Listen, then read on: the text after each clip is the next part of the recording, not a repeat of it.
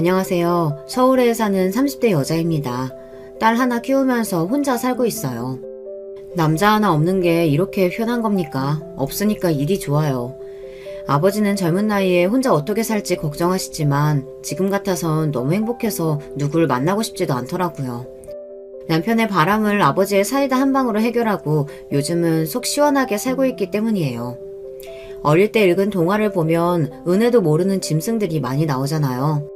구덩이에 빠진 호랑이를 구해줬더니 나중에는 사람이나 잡아먹으려고 하고 말이에요. 우리 남편이 딱 그런 사람이었어요. 짐승이라는 표현이 찰떡이네요. 사람이면 그럴 수 없겠죠. 도대체 왜 뭐가 부족해서 다른 여자들이랑 놀아나냐고 이유를 물어보니 이 짐승이 뭐라고 한지 아십니까? 돈 있겠다. 내가 뭐하러 늙은 여자랑 노냐? 어리고 예쁜 애들이 나 좋다고 난린데 나도 이제 어린 여자랑 좀 잡아야지. 너 딸 키우는 아빠야. 어디서 그따위 말을 해? 너도 네 사위가 돈 좀 벌었으니 어린 년이랑 붙어먹겠다고 하면 참 더 그러라고 할 거야? 우리 딸도 어린 놈 만나면 되지 뭔 걱정이야. 아버지가 돈 잘 벌 건데.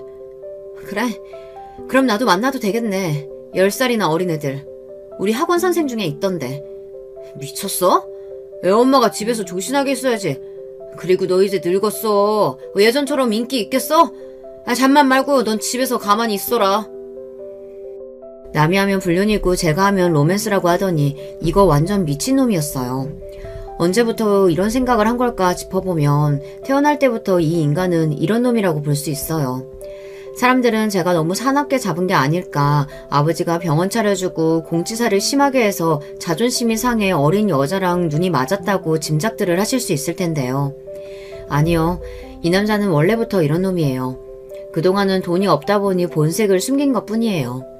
그러지 않고서야 사람이 이렇게 달라질 수는 없거든요. 돈 있으니 어린 여자랑 자겠다니 뭔 개소린가 싶어서 듣기 싫어서 남편 입에다 제가 코푼 휴지를 쑤셔 넣었습니다. 이 쓰레기야, 입 닫아라. 더 열면 너 위자료 더 내야 돼, 알아? 저는 이 남자를 용서하기는커녕 본때를 보여줘야겠다 싶었어요. 생각 자체가 썩어도 보통 썩은 게 아니잖아요. 제가 이렇게 생각하고 있었는데 아버지도 마찬가지였나 봅니다. 여자고 남자고 가정생활에 충실한 아내와 남편에게 상처를 주면 혼이 나야 합니다. 그대로 이혼하면 안 돼요. 쓰레기 아무데나 버리면 다른 사람 피해를 주니까요. 여기 찾아온 이유가 바로 이 짐승 같은 놈들을 혼낸 이야기를 하러 왔어요. 사람들이 그러길 여기에다 사연을 남기면 속이 그렇게 시원하다고 그러더라고요. 모쪼록 제 이야기를 잘 들어주시면 감사하겠습니다. 우리 아버지는 동네에서 소문난 딸바보였어요. 엄마는 난소에 문제가 생겨 임신이 힘든 상황이지만 어렵게 저를 낳았거든요.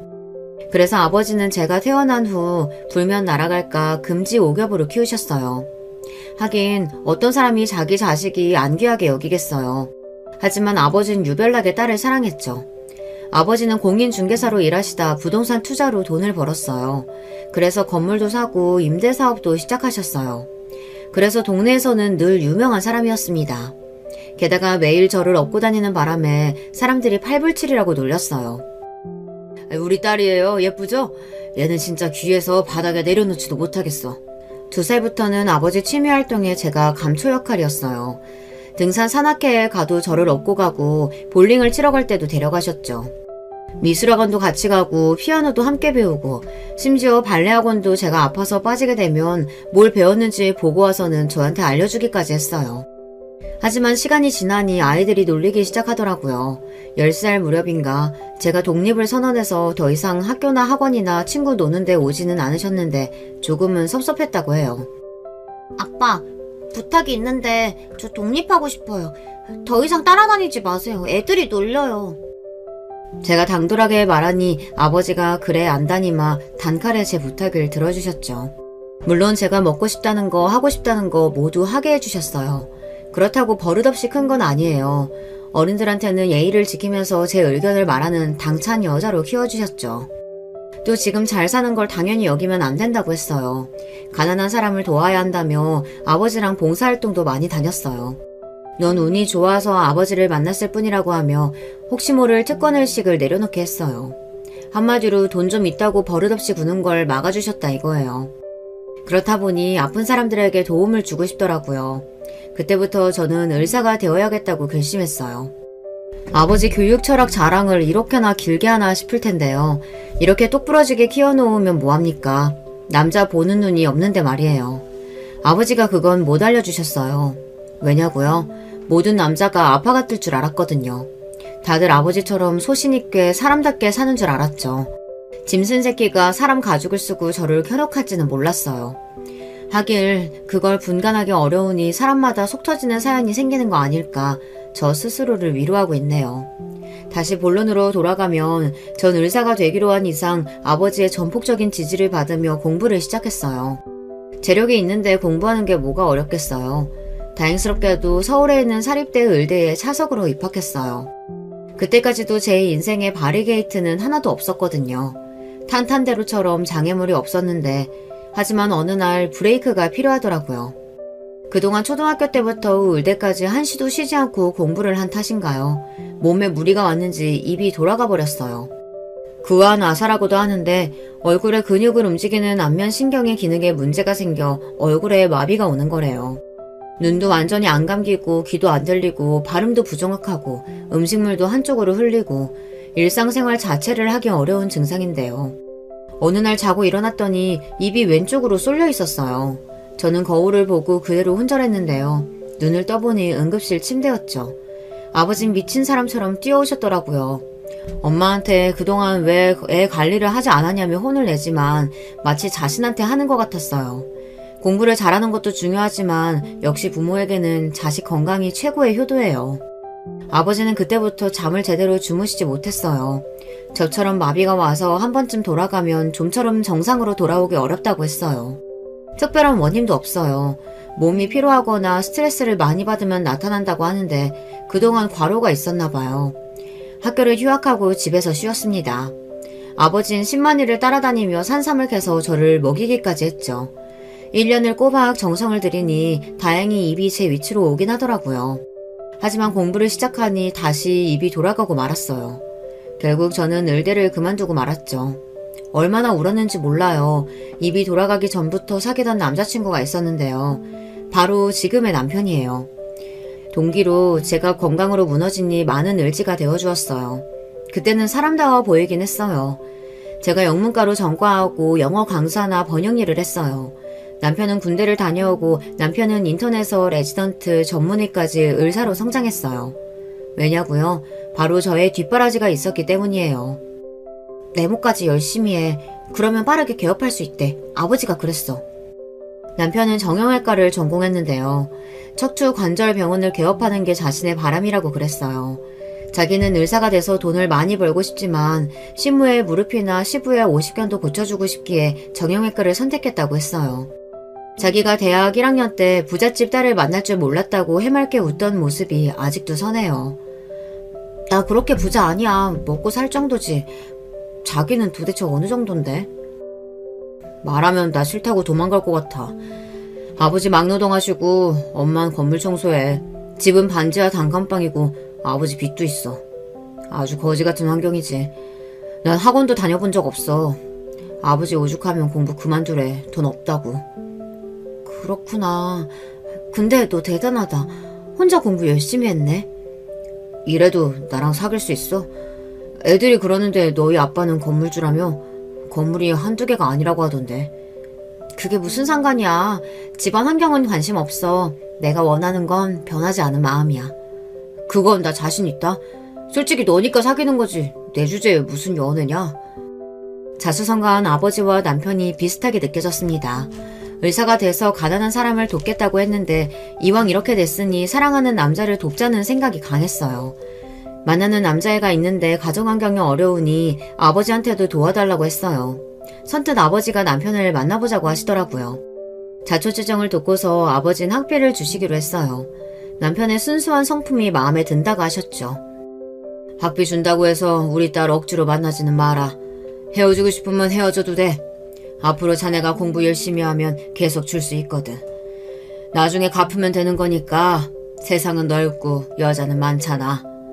아닙니다. 저한테는 오직 혜임이밖에 없습니다. 여기가 군대야? 오버하지 말고 작은 목소리로 말해. 장인어른 앞이라 너무 떨려. 죄송합니다, 장인어른. 목소리가 높아지네요. 벌써 장인어른이야? 우리 딸이랑 결혼하려면 적어도 10년은 지나야 돼. 그동안 자네 계속 지켜볼 거야. 어떤 놈인지. 아버지 앞에서 밥도 못 먹고 손을 달달 떨면서 저를 사랑한다고 하던 남자였어요. 적어도 그때는 말입니다. 그 후부터 남편은 우리 아버지 돈으로 공부하고 용돈도 받았어요. 10년 동안 다른 여자는 거들떠보지도 않았어요. 그렇다고 남편의 외모가 비호감은 아니에요. 학교나 병원에서 여러 유혹도 많았거든요. 레지던트 때도 소개팅부터 맞선 의뢰가 많이 들어왔다고 했어요. 심지어 유명 병원장이 자기 딸을 소개한다고 해도 거부했대요. 자신은 열렬히 사모하는 여자가 있다면서 출세할 기회를 뻥 차버렸다는데 그 당시에는 남편이 너무 사랑스러웠어요. 지금은 가증스러워 죽겠어요. 남편은 성격대로 넘보지 못할 나무는 애초부터 보지 않았을 뿐인데 말이에요. 지고지순한 사랑에 환상이 있던 저는 노래방 18번도 김범수의 끝사랑이에요. 노래 가사대로 남편이 내 첫사랑이고 끝사랑일 줄 알았거든요. 저는 연애할 때도 완벽하게 남편을 믿지 않았어요. 드라마 보면 그런 거 있잖아요. 의사가 되니 애인 버리고 권력자 딸과 결혼하고 이런 거 말이에요. 그러면 탱크라도 빌려서 밀어버려야지 싶었어요. 근데 이 남자 그런 유혹이 있어도 저를 선택하는 모습에 감동받고 말았던 거죠. 그럴 때면 남편은 어깨를 으쓱하며 한 번 순정은 영원한 순정이라고 말하곤 했어요. 아버지는 10년 정도 지켜봤는데 그만한 놈 없다며 결혼을 허락했죠. 시모와 시부는 평범한 분들이었어요. 우리 아버지가 남편을 을사로 만들어놨으니 시부모님은 아무 말도 못했을 거예요. 안 그랬으면 의대부터 전공의가 될 때까지 공부를 쉬지 않고 할 수 없었겠죠. 결혼은 쉬웠어요. 형제도 없어서 예단도 간단했고 당연히 집도 아버지가 해주셨어요. 30평대 아파트에서 저희는 신혼을 시작했고 아기도 바로 갖게 되었어요. 아버지는 저 닮은 딸이라고 또 얼마나 좋아하시는지요. 대학병원에서 경력을 좀 쌓고 나자 아버지가 남편을 데리고 어느 건물 앞에 섰어요. 자네 3층이 좋아 4층이 좋아. 혜임이 영어학원은 5층이야 참고로. 전 3층이 좋은데요. 여기 사거리에다가 지하철 입구랑 얼마 안 떨어져 있네요. 주변에 아파트 단지도 많고 입지 좋습니다 장인어른. 여기 위치 선정하느라 고민했다. 이제 우리 딸이랑 돈 알뜰하게 모아서 자네 건물 하나 사서 여기 나가야지. 그때 내가 소개는 해줄게. 물려주시는 거 아니에요? 저희가 70억 하는 빌딩을 언제 삽니까? 장인어른 다른 따님이 어디 또 있으세요? 애엄마 주신다고 했잖아요. 어쭈, 건물 때문에 우리 딸하고 결혼했어? 그래서 나 죽을 때 기다리는 거냐? 안 죽어, 불사신이야. 농담입니다, 농담. 아버님 오늘 시간 되시면 한잔 할까요? 제가 사드려야죠. 어디서 사줄 건데? 쏠리면 크게 쏴라. 남자가 배포 있게 말이야. 어디긴 어디예요. 토끼 같은 따님이 계시는 우리 집으로 가셔야죠. 한 푼이라도 아끼려면. 아버지는 6층짜리 건물에 제 영어학원이랑 남편의 정형외과를 만들어주셨어요. 저는 집에 있겠다 했지만 여자도 일을 해야 남편이 무시하지 않는다며 굳이 학원을 개원하라고 하시네요. 저도 원장이 되고 남편도 원장이 되어야 한다는 거였죠. 우리 딸은 본인이 봐준다면서요. 저는 눈물이 났습니다. 아버지의 배려에 감사했어요. 또한 정형외과는 오픈시 들어가는 비용이 상상을 초월하더라고요. 기계 하나에 1억이 넘는 것도 있었어요. 아버지의 무한한 사랑 덕분에 성대하게 병원이 완성되었죠. 개업식에는 시부모님도 초대했는데요. 진찰실, 엑스레이실, 물리치료실, 대기실 이렇게 마련된 세련되고 최첨단 병원 내부에 감탄한 시부와 시모는 우리 아버지 손을 잡으며 감사의 눈물을 흘렸어요. 우리 아들이 복이 있습니다. 이렇게 좋은 사돈을 만나고 말입니다. 하긴 우리 며느리가 복덩이죠. 고맙다 아가. 그럼요. 우리 며느리가 천사죠. 아들만 낳아주면 더 좋지만. 뭔 소리야. 우리 혜임이 몸 약해서 안 돼. 그런 쓸데없는 소리 하려면 가세요. 말이 그렇단 거지. 알았다 알았어. 나도 우리 손녀만 있으면 돼. 오시느라 고생하셨는데 집으로 가셔서 식사라도 하세요. 아이고 사돈 감사합니다. 그래야죠. 우리 노인애들이 있어봤자 불편하죠. 무슨 말씀이세요? 불편하지 않아요. 아버지가 오신다고 하니 맛있는 거 많이 장만하셨어요. 그래 가보자꾸나. 매번 우리 감사만 하고 있구나. 그나저나 아가 네 학원도 위에 있나? 아직 거긴 오픈 전이에요. 병원 먼저 하자고 제가 미뤘어요. 급한 것도 아닌데요, 뭐. 다른 집 며느리들은 의사 남편 만나서 벌어오는 돈 족족 쓰기 바쁘다는데 우리 며느리는 돈도 벌려고 해? 대단하다, 대단해.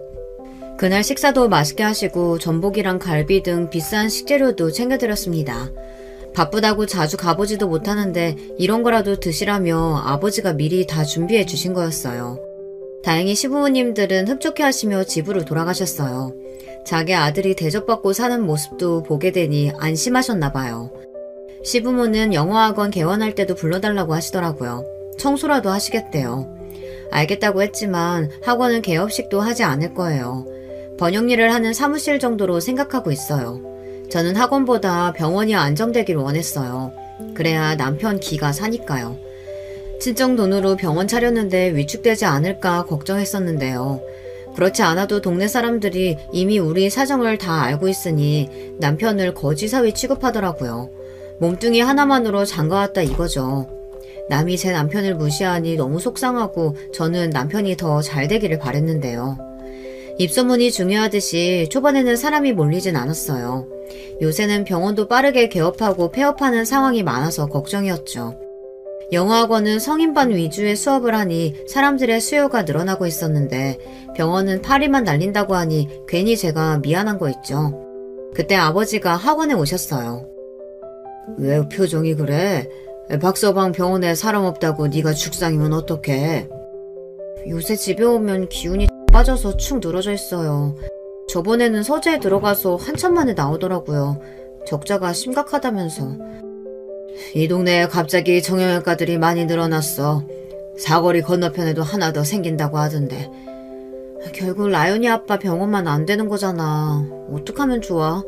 간호사랑 물리치료사도 중요한 것 같아. 우리 병원 직원들은 친절한 사람이 없는 것 같고. 그나저나 무슨 일로 오신 거예요? 이제 물어보냐? 맨날 제 남편밖에 모르지. 아무튼 병원 잘 되려면 홍보가 생명이야. 아버지가 갑자기 싱글벙글 웃더니 남편 병원으로 함께 내려가자고 했습니다. 아버지의 건물에서 드라마 촬영을 한 적이 있는데 그때 담당 PD랑 아버지가 친하게 지냈대요. 그러다 다른 프로그램에서 의사 섭외가 필요한 상황이 발생했는데 아버지 사위가 의사라는 말을 듣고 전화를 했다고 합니다. 아침 건강 프로그램으로 정형외과 건강 정보를 알려주면 되는 일이며 일주일에 한 번 정도 출연 예정이라며 남편의 의사를 물었죠. 당연히 나가야죠. 장인어른 정말 감사합니다. 이 은혜에 꼭 갚겠습니다. 허우대가 멀쩡한 의사가 나와서 설명까지 잘하니 시청자들이 좋아했어요. 그러다 보니 전국 각지에서 환자들이 남편 병원을 찾아오기 시작했어요. 한 달만 하기로 한 출연 계획이 6개월로 늘어났습니다. 그랬더니 더 많은 환자가 오더라고요. 병원에 환자가 없을 때는 비 맞은 개처럼 축 늘어져 있었거든요. 반년 만에 남편의 어깨가 태평양처럼 펴진 모습을 보니 제 기분이 좋더라고요.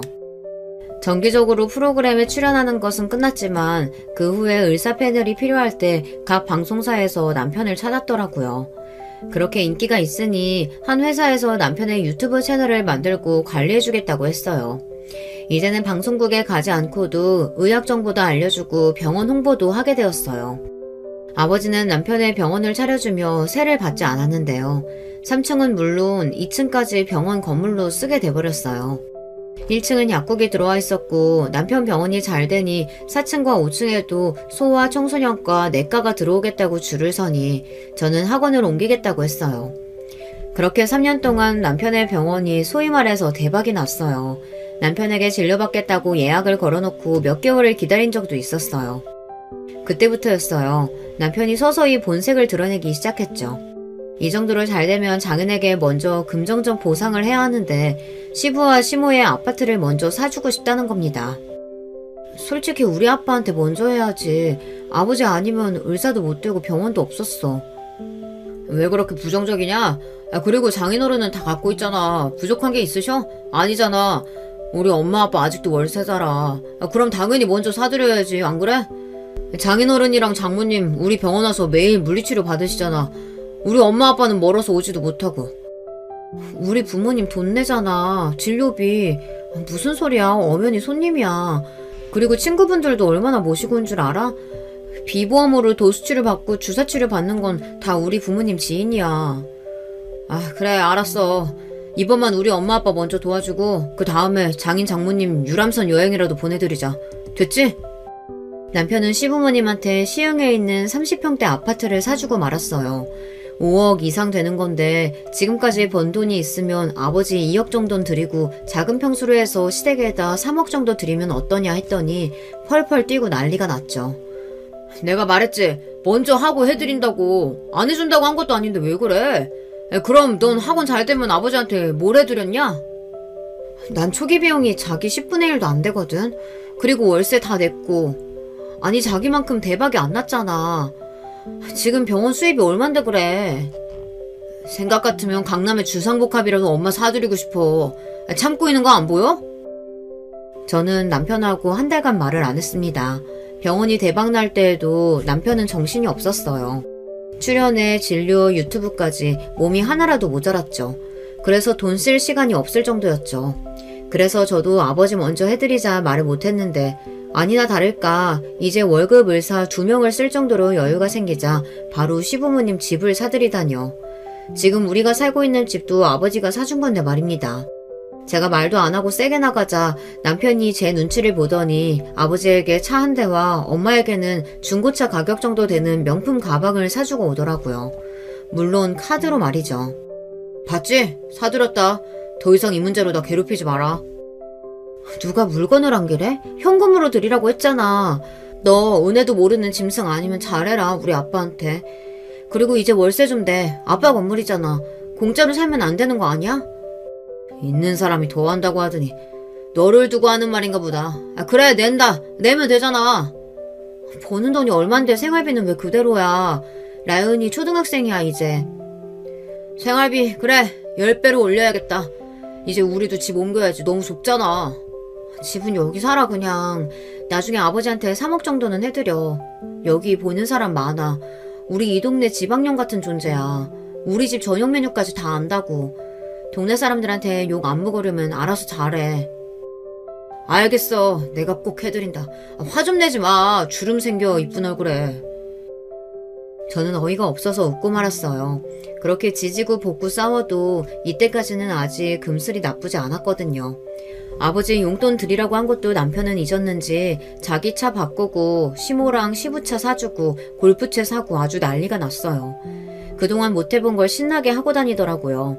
제가 더 이상 참지 못하고 아버지 용돈 드리라고 소리를 지르니 3억은 못 드리고 300만 원씩 용돈이라도 드린다고 했어요. 알고 보니 시댁에도 300만 원 넘게 매달 드리고 있었어요. 물론 시부모님들도 집도 필요하고 돈도 필요하시죠. 제 말은 우리 아버지한테 먼저 하라는 것 뿐이에요. 장장 20년 가까이 자기를 돕고 있는데 말이에요. 저는 아버지의 다른 건물에서 세를 얻어 학원을 차렸어요. 어르신 무료 영어 회화 프로그램도 구청과 연계해서 열게 되었거든요. 중장년 분들 12명 정도 강의를 들으러 아침마다 오시는데 어떤 할머니가 남편 병원 단골이라고 하더라고요. 갑자기 동네 소문을 아느냐고 하시는 겁니다. 남편 병원이 음탕해졌다고 하네요. 음탕이라뇨. 제가 놀란 토끼 눈을 하니 한심하게 보시곤 할머니가 천천히 입을 여셨어요. 영어 선생님이 길 건너 정형외과 원장 사모죠? 거기 무릎 때문에 일주일에 3번 이상 가거든. 물리치료 받으러. 네, 그러시군요. 무릎은 많이 안 쓰는 게 좋대요. 찜질도 많이 하시고요. 근데 거기 못 가겠어. 영 못 써. 의사는 친절하고 좋은데 간호사들이 못 쓴다니까. 거기 직원들 다 예의 바르고 좋은데 아니세요? 옛날엔 그랬는데 싹 바뀌고 나서 아니야. 옷이 너무 꽉 붙어. 눈 뜨고 못 볼 지경이야. 저는 할머니 말에 이해가 되지 않았어요. 요새 우리 부모님도 당분간 못 가셨거든요. 지방에 별장을 짓는다고 자주 내려가시는 통에 서울에 안 계시는 날이 많아서요. 저도 딸 공부 봐주고 번역하고 학원 운영하고 집안일까지 정신이 없었거든요. 그래서 그날 병원에 가보기로 했어요. 음탕이라는 단어가 내심 걸리긴 했지만요. 초등학생 딸과 함께 병원에 갔다가 저 기절초풍했습니다. 간호사들이 말이죠. 미니스커트에 가슴골이 드러난 상의까지 입고 앉아있는 거 있죠. 하얀색이라 오히려 더 야하게 보였어요. 순간 여기가 라스베가스도 아니고 라운지일 것 같이 느껴졌어요. 주변을 둘러보니 손님들은 거의 남자들이었어요. 게다가 간호사들도 제가 환자인 줄 알더라고요. 이번 기회에 새 사람으로 싹 바꾼 모양이었죠. 그래서 남편 병원에 자주 와야 하는 건가 봐요. 저는 그런 게 너무 싫었거든요. 병원도 남편 직장인이 존중해줘야 한다고 생각했는데 존중이고 뭐고 자주 와서 관리해야 되는 건가요? 아주 가관이었습니다. 간호사들이 아니라 마치 모델들처럼 앉아 있었어요. 게다가 그 중에서 어떤 간호조무사가 나와 우리 딸을 자꾸 째려보는 겁니다. 원장 사무라고 해도 태도가 영 바뀌지 않더라고요. 도대체 나를 어떻게 소개했으면 저럴까 싶었습니다.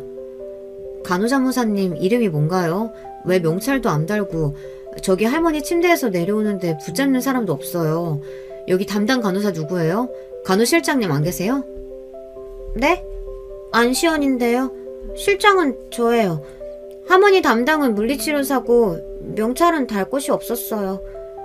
다 기어가는 목소리로 이렇게 대답하는 거였죠. 간호조무사 된 지 1년도 안 된 여자가 무슨 실장이라고. 그래도 얼굴은 가장 예뻤어요. 무슨 걸그룹 멤버처럼 앉아있긴 했어요. 저는 됐다고 하고 병원을 빠져나왔어요. 진료실로 가서 당장 붙들고 나오고 싶은데 아이를 데리고 집으로 돌아왔습니다. 퇴근 시간만 기다리고 있었는데요. 아니 온다고 했으면 와야지. 기다렸잖아. 라윤이랑 밥 먹자며. 성적으로 무슨 문제 있니? 아니면 클럽에 가고 싶어? 그것도 아니면 정신 문제야? 뭐라는 거야 또? 넌 내가 병원 대박난 이후부터 더 날카로워. 왜 그래? 간호조무사들이 왜 그러고 입고 앉아있는데 치마는 왜 그렇게 짧아? 팬티 다 보이겠던데. 아 그거? 요즘 MG 간호사들이 패션에 관심이 많더라고. 외국에 있는 간호사 같지 않아? 새로 나온 유니폼이라고 입고 싶다고 해서 입혔는데 아니야? 사람들이 욕하고 난리 났어. 애들이 바꾸던지 유니폼을 바꿔. 왜 보기에 창피하지도 않아? 음탕하대 어떤 할머니가. 음탕? 간호사가 예쁘면 오히려 환자들 정신건강에 좋대. 예쁘다니. 할머니 한 분이 시겁했다고 나한테 그러시던데. 아버지 오시기 전에 당장 바꿔. 아니면 나 병원에 매일 출근할 거니까 그렇게 알고. 예전에 나이 지긋한 간호사들이 푸근하고 친절하고 좋던데 죄다 해고하고 어린 간호조무사들로 채우면 어떡해. 네가 병원장이냐? 내가 알아서 할 테니까 간섭 좀 하지 마. 그게 무슨 간섭이야. 병원에 대해서 나는 한마디 발언권도 없어? 그리고 안시연? 걘 뭐야? 실장인데 경험이 없어? 명품 쇼하는 줄 알았어. 넌 그게 문제야. 안시연이 네 친구냐? 그리고 실장 경험으로 하냐? 너처럼 부자 아빠나 있어야 할 명품 입냐고. 시연이 아니 안 실장한테 뭐라고 했어? 놀고 있네. 안시연이 친구였으면 확 그냥 속눈썹 뜯어놨어. 직원 관리해라. 옷 다 바꾸고. 나 이 정도 말할 권리 있다. 알지? 그래 네 마음대로 해라. 나 혼자 좀 있을 테니까 방해하지 마. 남편은 한숨을 쉬더니 샤워하고 서재로 들어갔어요. 기분 나쁘면 꼭 각방을 쓰게 되는 버릇이 생겼어요. 그러지 말라고 해도 남편은 서재로 가서 안 나왔어요. 그게 바람의 첫 단계인 줄은 몰랐지만요. 평소 병원 일에 배나라 감나라 하지는 않았습니다. 그래도 참고 넘길 수가 없더라고요. 다음날 남편은 간호사들의 유니폼을 활동적이고 편안한 스타일로 원상 복귀했어요.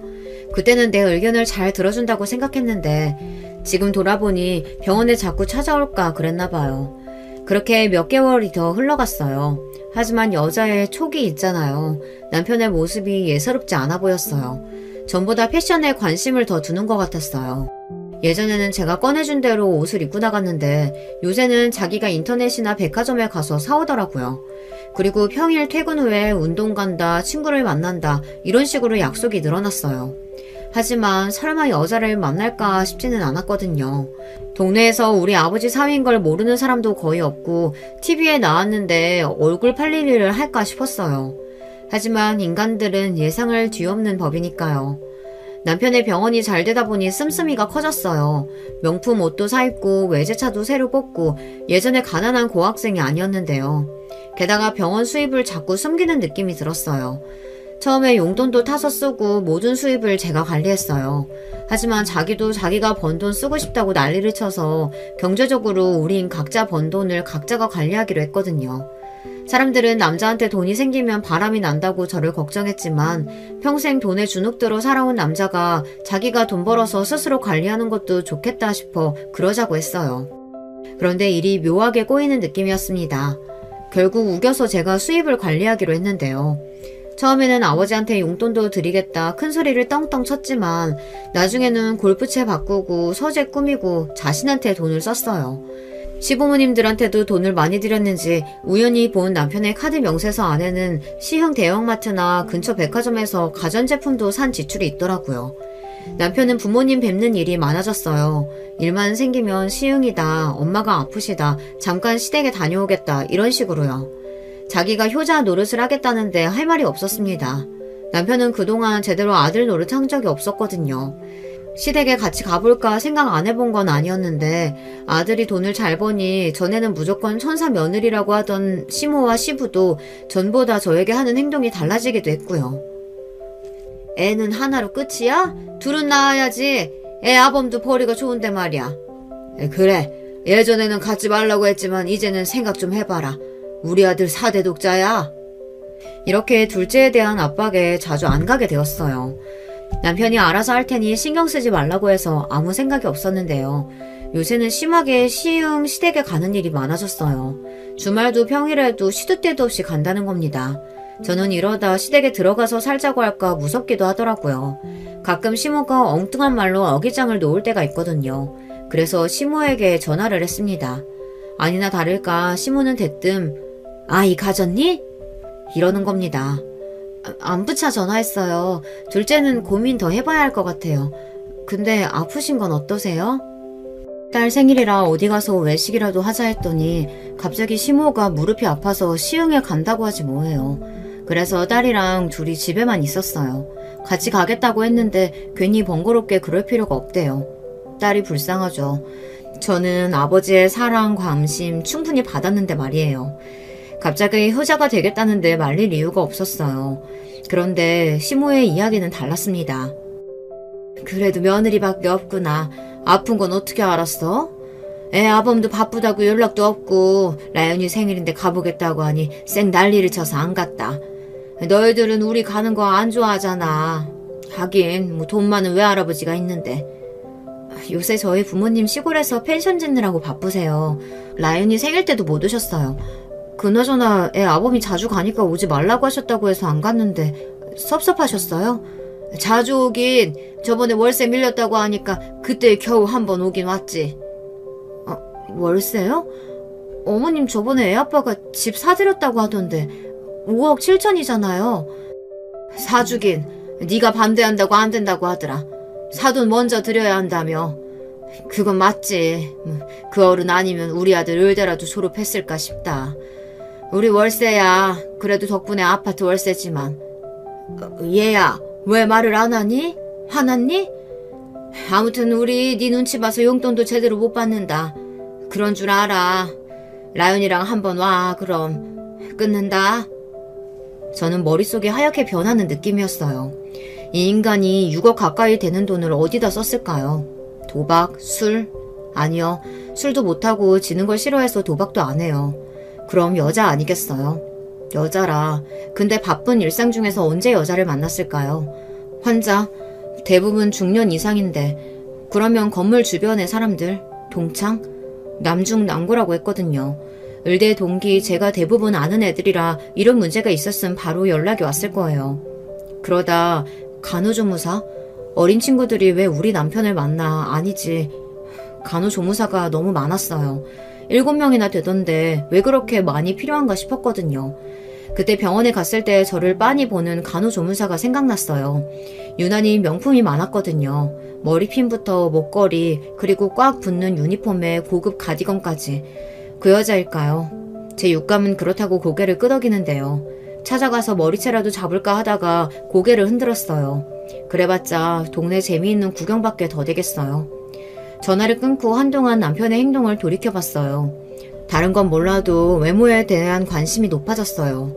게다가 MZ세대에 유행하는 말투도 많이 하고 성형수술을 할까 고민하기도 했거든요.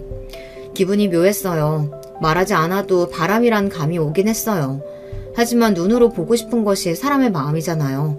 그 더러운 꼴을 봐야 하나요? 샤워하고 있는 남편 몰래 핸드폰을 가져와 비번을 풀고 확인하고 미행해서 현장을 덮쳐야 하나 5만 가지 생각이 파도처럼 밀려왔어요. 그러나 더러운 일에 에너지를 낭비하기 싫었거든요. 저는 심부름 센터를 이용하기로 했어요. 저 대신 남편 뒤를 캐는 게 훨씬 체계적일 수 있거든요. 그런데 말이에요. 전화로 상담할 때는 괜찮았는데 막상 그런 곳에 가려 하니 억장이 무너지는 거 있죠. 그날 밤이었어요. 어머니한테 차라도 한 대 사드릴까? 요새 통 걷지를 못해. 그래, 사드려. 언제 사드릴 건데? 근데 어머니 면허는 있어? 면허도 따야지. 그럼 돈 많이 들 텐데. 장인어른 생신 때 용돈이라도 드리려고 했는데 없어도 화내면 안 된다. 같이 가서 사드리자. 어머니 얼굴도 뵙고 식사나 하고 오자. 가면 당신 기분이나 나쁘지. 아이 타령하실 텐데. 그럼 라연이라도 데리고 가. 할머니랑 할아버지 보고 싶대. 라연이 공부해야지 거길 왜 데리고 가. 당신 닮아서 몸도 약한데. 이러면서 다시 서재로 들어가는 겁니다. 이번에는 알 수 없는 존재가 차를 사달라고 한 모양이죠. 그 다음날로 저는 심부름센터의 문을 열었습니다. 초장의 증거를 확보해야 다른 말을 안 하겠다 싶었거든요. 그러나 마음 한쪽으로는 바람이 아니길 빌었어요. 피말리는 2주가 지났습니다. 센터 방문하라는 통보를 받았거든요. 오셨어요? 2주 힘드셨죠? 그래도 증거 제대로 잡았습니다. 저는 증거라는 말에 다리가 다 후들후들 떨려왔습니다. 상대가 누군지 궁금해요. 정말 바람 피운 거 맞아요? 저의 목소리가 점점 격앙되었습니다. 센터 소장은 진정하라며 저에게 생수 한 병을 건네줬습니다. 주변에 있는 분이던데 왜 모르셨어요? 병원에 있는 간호조무사예요. 나이는 25살, 이름은 안시연. 여자 인스타 보니까 작년부터 사귄 것 같더라고요. 시흥 유자의 아파트 맞죠? 그리고 차도 사줬죠, 이번에. 네, 아파트 전세 얻어줬고요. 그리고 2,500만 원 차 바꿔주고. 아파트 안에 들어가 3시간 있다 나오는 사진, 시흥 대형마트에서 식사하는 사진, 정말 다시 보기 싫은 사진들을 소장이 보여주더라고요. 전 알겠다고 하면서 봉투에 증거 사진을 담았습니다. 불륜으로 이혼 준비하실 거면 저희 증거 소용없는 거 아시죠? 모쪼록 유용하게 쓰세요. 본인 입으로 자백하는 그게 최고예요. 사진 보여주시면 다 이야기하겠죠. 저는 그 길로 차를 타고 집에 오는데 왜 그렇게 눈물이 날까요?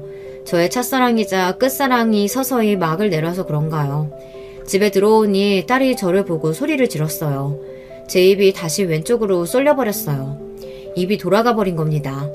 병원에 있는데 남편이 아닌 아버지가 먼저 달려왔어요. 마침 라연이 생일 때도 못 와서 일을 대강 마무리하고 올라오셨나 봐요. 너 입이 왜 돌아갔어? 얼굴은 왜 그 모양이고? 박서방 때문에 그래? 여자 맞아? 아버지도 아세요? 근데 왜 말 안 했어요? 내가 뭘 알아? 어제 김 사장이 우리 사이가 어떤 여자랑 걸어가는 거 봤다고 하더라. 백화점에서 말이야. 네 얼굴 보니까 물어본 거지. 그럼 확실한 거야? 김 사장 아저씨 입 가벼운데. 아빠 죄송해요. 네가 왜 죄송해? 네 잘못 아니야. 이 자식이 안 그럴 줄 알았는데. 넌 입 돌아간 거나 관리해. 아빠가 알아서 할게. 라연이도 걱정하지 마라. 지금 엄마가 밥 먹이고 있다. 안 살려고요. 죄송해요. 이혼하고 싶어요. 거짓말을 너무 많이 했어, 나한테. 자기 부모를 판 놈이야. 같이 못 살아요. 그러니 뭐 하려고 하지 마세요. 다 필요 없어요. 그래, 그건 너와의 관계고 그 자식 나랑 볼 일 있잖아. 나 그럴 권리 있어. 병원 건물주야. 잊지 마. 사람들은 제가 남편을 징그럽게 오래 봤으니 헤어지기 어렵겠다 싶을 텐데요. 이게 오만정이 다 떨어지니 순식간에 남편이 완전 남이 되어버렸어요. 옆에 오는 것도 소름이 끼치네요. 그런데 아버지가 어떻게 하셨는지 병원으로 바로 나쁜 남이 찾아왔어요. 여보, 혜임아, 아프면 연락을 해야지. 내가 얼마나 놀란 줄 알아? 저는 꺼지라고 소리만 질렀어요. 그랬더니 남편이 무릎을 꿇는 거 있죠. 차라리 그 여자가 좋으니까 같이 살라고 했어요. 역겹지만 말이에요. 저는 정이 다 떨어졌어요. 이번 한 번만 봐줘. 그동안 우리 아무 문제 없었잖아. 진짜 안 해. 진짜 안 할게 이제 여보. 싫어. 너 지겨워. 그만하자. 너 의사잖아. 병원도 있잖아. 그럼 됐지? 조용히 헤어져. 그 대신 앞으로 돈 벌어서 우리 아버지한테 빚진 거 다 갚아. 장인어른이랑 왜 똑같이 말 맞추면 나보고 어떡하라고. 나보고 평생 노예하라고 계약서 쓰래. 30년으로 일해서 월 1,500씩 갚으라고 하던데 그건 말이 안 되잖아. 그러니까 왜 바람을 피워. 가만히 있으면 다 네 거잖아. 아랫도리를 왜 가만히 두지 못하니? 우리 대학 동기 다 바람 피워. 지우, 혜진이 또 누구냐, 진호, 민규 다 바람 피운다고. 왜 나는 안 돼? 다 어린애들하고 자는데 왜 나는 안 되냐고. 어떤 놈은 월마다 여자를 바꾸더라. 돈 있는데 어린애들하고 잡아야지. 넌 안 되겠다. 의사도 하지 마라, 이 미친놈아.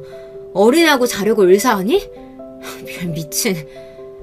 그럼 나도 잡아야겠네. 어린 놈들하고. 나는 왜 못 자? 너도 자는데? 애 엄마가 무슨 소리야. 넌 차력이 약해서 안 돼. 이만한 일로 입 돌아간 주제에 누구랑 자냐? 야, 그러면 왜 거짓말해? 차라리 애들이랑 자고 싶다고 하지. 그때 이혼하게. 왜 엄마 아빠 집 사준다고 그 난리야. 집 사주려고 했어. 그때 소민이가 울잖아. 집이 없다고. 나 진짜 억울해. 이런 놈을 믿고 살았다니. 그만해. 난 너랑 헤어질 거야. 그리고 새롭게 다시 시작할 거야. 그러니까 꺼져. 애도 볼 생각하지 마. 저는 병원 경비원까지 호출해서 남편을 끌어냈어요. 사람들은 하나 둘 모였어요. 남편이 개처럼 질질 끌려가니 속이 조금 편하더라고요. 입만 살아서 끝까지 저러고 싶을까요? 차라리 그 여자애를 사랑이라도 한다고 해도 억장이 무너질 판인데 완전 쓰레기잖아요. 쓰레기. 역시 쓰레기는 버려야 냄새가 안 나겠죠. 아버지는 의외로 그 여자의 부모를 찾아간 모양이에요. 여자의 부모가 하필 우리 아빠 건물에서 장사를 하네요. 이게 악연인가요? 그동안 잘해준 건물주의 등장도 황송한데 불륜이니 바람이니 하는 통에 부모가 난리가 난 모양이에요. 다신 장사 못하게 하겠다고 하니 딸 단속시키겠다고 했대요. 아버지는 전세금을 돌려받았고 여자애한테 사준 냉장고며 에어컨, 명품 가방, 자동차까지 다 받아냈어요. 다 주면 다른 가게 자리를 알아봐 준다고 하셨대요. 아버지는 남편을 끌고 시흥 시댁으로 쳐들어간 모양입니다. 시모랑 시부가 바들바들 떨고 앉아있었겠죠. 장인어른, 아무리 그래도 부모님 앞에 저를 끌고 오시면 어떡해요. 그러면 억울이야? 너 진짜 뻔뻔하다. 한 가지 물어봅시다, 사돈. 아드님 원래 이래요? 돈 때문에 이러는 거야? 우리 딸 입 돌아가게 한 놈 절대 용서 못해. 성질 같아선 되게 아는 이도 입 돌아가게 하고 싶은데 참고 있어요. 그래서 말인데 내가 이놈 머슴으로 부린다고 통보하러 왔소이다. 저 새끼들 호강에 겨워서 요강에서 놀고 있는 놈이에요. 어디 우리를 팔아서 바람을. 마음대로 하세요. 제가 부모로 자격이 있습니까? 부모 자격 돈으로 하는 거 아닙니다. 저놈 머리가 이상해서 말이에요. 돈 있으니 어린애랑 자보겠다니 그게 말입니까 똥입니까? 그래서 봐줄 수가 없어요. 아유 미친놈아. 그냥 싹싹 빌지 입은 왜 놀려? 혜미가 좋아서 죽겠다며. 그건 거짓말이야? 좋아, 좋으니까 살았지. 근데 이제는 나도 어린 여자랑. 아빠, 진짜 내 생각 이상한 거야? 장인어른도 남자니까 말해보세요. 돈 있으면 저 좋다는 어린 여자들이 줄을 섰어요. 아버지 말로는 그때 시부랑 시모가 남편 뺨을 인정사정 없이 갈겼대요. 그런 생각 있으면 혼자 살지 왜 결혼해? 왜 도움을 받아? 에휴, 부모 망신 다 시킨다. 공부 잘하면 뭐하노? 사돈어른, 우리 며느리 좋은 곳으로 시집가라고 하고 이 새끼 머슴으로 쓰시던지 마음대로 하세요. 저희 원래 단칸방 반지하러 가렵니다. 아버지! 그리고 시모가 서럽게 울었대요. 그러거나 말거나 아버지는 남편을 끌고 나왔다는데요. 아버지는 남편 불륜 까발려서 동네 망신시키고 다시는 의사생활 못하게 하려고 했지만 그건 일시적인 고통일 뿐이잖아요. 그래도 의사면허는 취소가 안 되니 다른 곳에서 의사할 수도 있거든요. 너는 그동안 내가 해준 돈 뱉어내고 가. 양육비도 내 앞에서 벌고 우리 딸 위자료도 벌어서 갚아. 그게 너한테 주는 벌이야.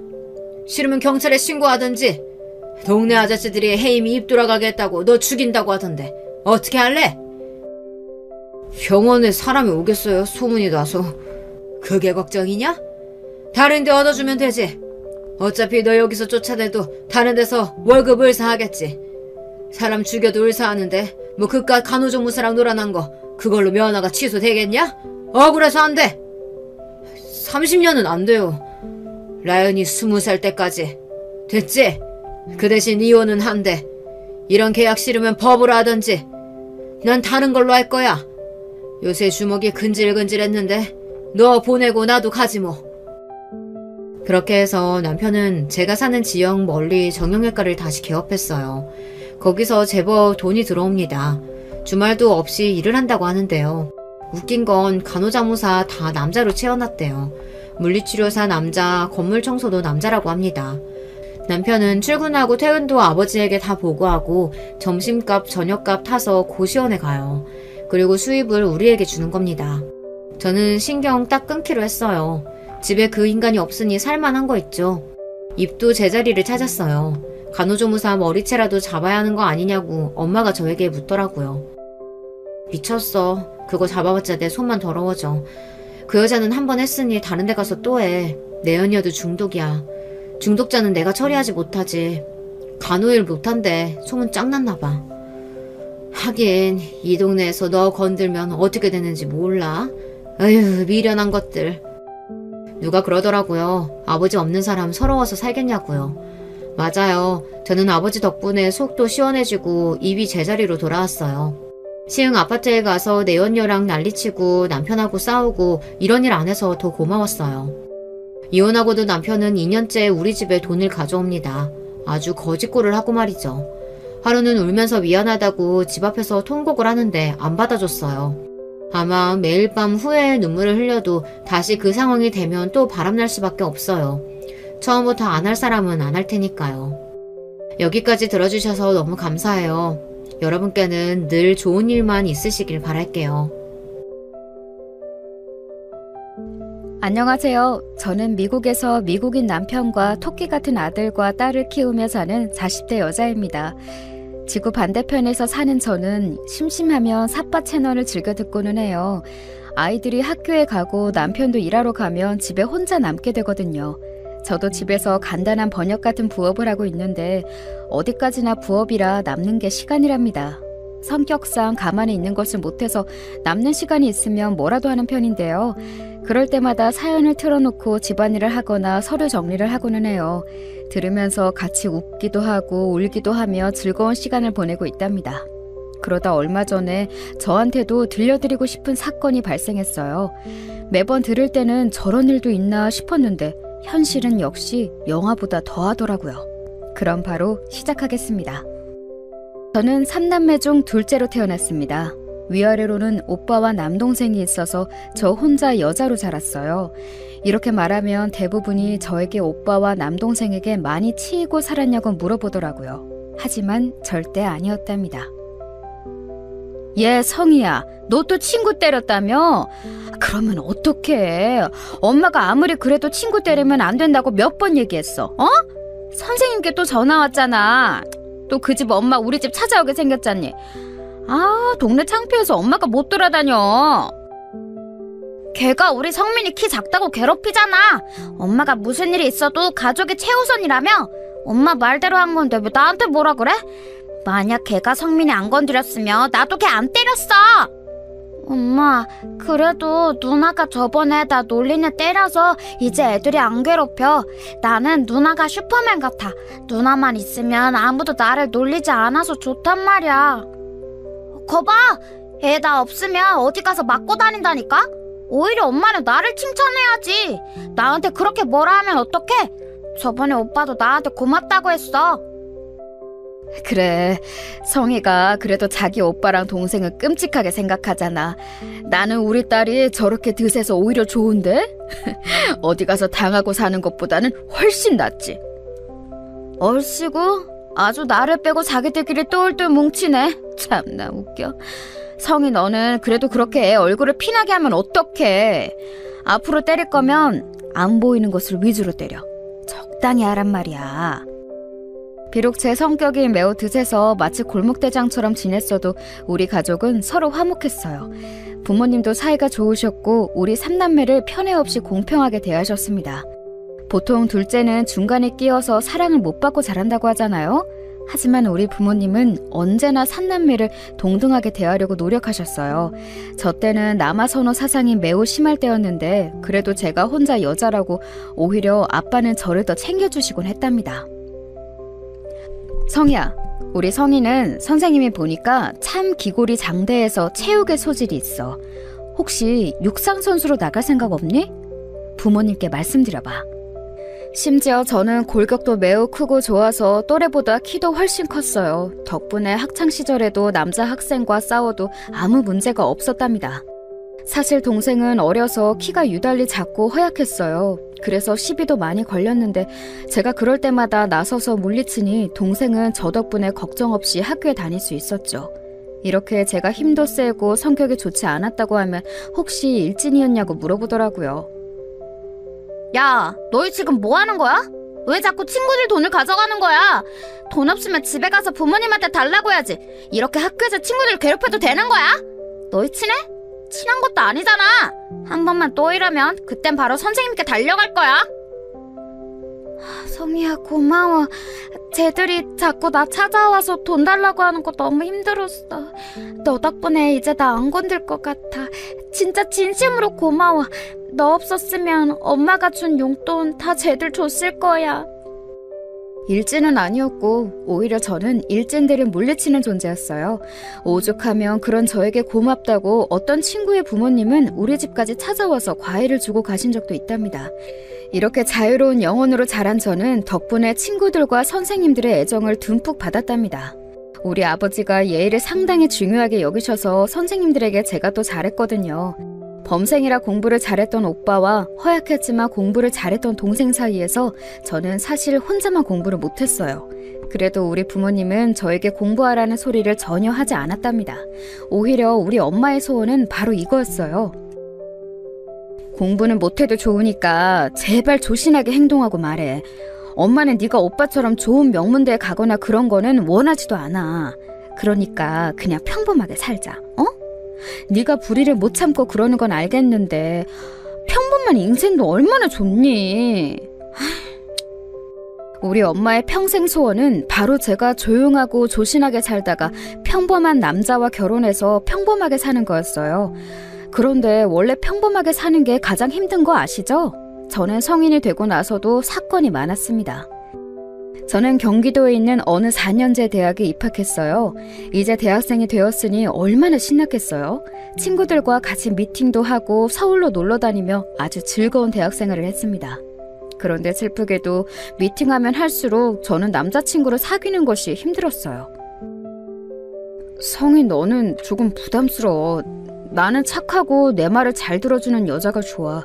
그런데 너는 성격이 너무 세서 나랑 맞지 않아. 목소리도 크고 자기 주장하는 게 인간적으로는 멋있는데 여자친구를 사귀고 싶은 마음은 없어. 미안. 뭐? 내가 뭐 어때서? 나는 그냥 오빠랑 잘 지내고 싶었을 뿐이야. 그게 그렇게 부담이었어? 내가 결혼하자고 한 것도 아니잖아. 그냥 같이 재밌게 데이트하자는 건데 이게 뭐가 그렇게 부담이 됐다고 그러는 거야? 네가 지금 이렇게 말하는 것도 여자로 느껴지지 않아. 미안. 그리고 우리 집하고 학과 건물 그만 찾아와 주라. 부담스러워. 저는 처음 시작한 첫사랑도 부담스럽다는 이유로 대차게 거절당했어요. 얼마나 슬펐는지 친구들과 술을 아주 많이 마시기도 했죠. 당당하고 어디서도 기죽지 않는 성격은 우리 가족에게는 해결사라 좋았지만 개인적인 연애사에선 길을 펼치지 못했답니다. 친오빠는 제가 대학생일 때 천사 같은 새언니를 만나 결혼했어요. 우리 오빠는 어릴 때부터 조용하게 공부만 했던 사람인데 새언니도 똑같이 참하고 조신하고 여성스러운 사람이었습니다. 둘이 있는 것을 보고 있으면 참 보기 좋은 조합이었어요. 새언니는 굉장히 조심스럽고 착한 사람이었는데 그래서 당당하고 할 말 다 하는 저를 부러워했습니다. 친오빠와 새언니가 사실 신혼집을 사기당할 뻔하기도 했었거든요. 아줌마, 분명히 저번에는 그냥 알아서 도배랑 다 해준다고 했잖아요. 그런데 이런 식으로 말 바꾸셔도 되는 거예요? 그리고 왜 자꾸 말이 만날 때마다 달라져요? 이렇게 착한 사람들이라고 막 등쳐먹고 이래도 되는 거예요? 네? 동네에서 장사하면서 이러면 안 되는 거지. 아우, 알겠으니까 그만 찾아와, 학생. 학생이 결혼하는 것도 아니잖아. 뭘 이렇게 찾아와서 난리치는 거야. 내가 학생 오빠네 부부한테 절대 사기 안 칠 테니까 그만 찾아와. 부동산 거래를 하다 보면 참 황당한 일들이 많잖아요. 우리 오빠와 새언니도 억울하게 당할 뻔했던 것을 변호사도 아닌 제가 나서서 해결했답니다. 이 사건으로 새언니와 새언니네 부모님까지 다 제 편으로 만들었어요. 새언니는 그 뒤로 저만 보면 눈을 초롱초롱 뜨고 제 도움이 필요할 때마다 저를 찾고는 했습니다. 언니가 그럴 때마다 저는 내심 기분이 좋았죠. 아가씨, 이번 소개팅은 진짜 괜찮아요. 내가 사전에 물어봤는데 활발하고 당당한 여성이 좋다고 하더라고요. 그러니까 이번엔 나 믿고 한 번만 나가봐요. 우리 아가씨 이렇게 멋진 사람인데 남자들은 왜 이러는 거야. 언니 됐어요. 저번에도 그 말에서 나갔다가 그 사람이 내 성격 보고 도망갔던 거 몰라요? 언니가 저 생각해서 신경 써주는 것은 알고 참 고마워요. 그런데 저는 괜찮아요. 엄마부터 언니까지 내 연애가 최대 관심사네요. 새언니는 제가 좋은 남자를 만나 결혼하는 것을 바랐어요. 언니가 얼마나 저를 생각하는지 알기 때문에 저는 고마웠지만 사실 언니가 소개해주는 사람은 다 제 성격을 부담스러워했답니다. 그렇게 대학 졸업반이 될 때까지 저는 연애를 제대로 해보지도 못했어요. 그냥 순한 놈 한 명 찾아서 결혼하라니까. 잘 찾아보면 네 성격 다 받아주는 사람 분명히 있을 거야. 네 오빠 봐라. 결혼하고 얼굴 혈색이 좋아졌어. 사람은 결혼 잘하는 것도 복이야. 그러니까 너도 마음에 드는 놈을 적극적으로 찾아서 결혼해. 여자는 특히 결혼 잘하는 게 최고야. 나이 들어봐라. 남편 복이 제일이야. 엄마는 내 얼굴만 보면 결혼 얘기야? 내가 알아서 한다고 했잖아. 그리고 순한 놈 찾으면 외모가 마음에 안 든다고. 나도 눈이 있는데 내 눈에 맞는 짝을 찾아야 하잖아. 엄마, 자꾸 결혼 얘기 계속하면 나 집에 안 들어와? 들어오지 마! 들어오지 말고 나가서 남자를 만나라고. 아니, 막내도 연애하는데 왜 너 혼자 연애를 못하고 있냐 이거야. 속 터져. 엄마는 제가 대학을 졸업하는 나이가 되자 더 남자를 만나라고 강요했어요. 오죽하면 선자리도 알아왔는데 몇 번 나가봐도 제가 마음에 들지 않거나 상대 쪽에서 마음에 안 들어 했죠. 저도 내심 속으로 얼마나 초조했는지 모릅니다. 친구 중에는 제대로 연애하다 결혼해서 잘 사는 사람도 많았거든요. 이렇게 결혼 못하고 노처녀가 될까봐 두려웠어요. 하지만 이런 저에게도 운명의 상대가 나타나게 되었습니다. 말 그대로 운명처럼 나타난 그 사람은 미국인이었어요. 그날은 제가 친구를 만나러 서울에 갔던 날이랍니다. 서울역 앞에서 만나기로 했는데 어떤 사람이 저에게 말을 걸었어요. 네네. 외국인이네. 어떡하지? 나 영어 못하는데. 어디 가는데요? 나 영어 못해요.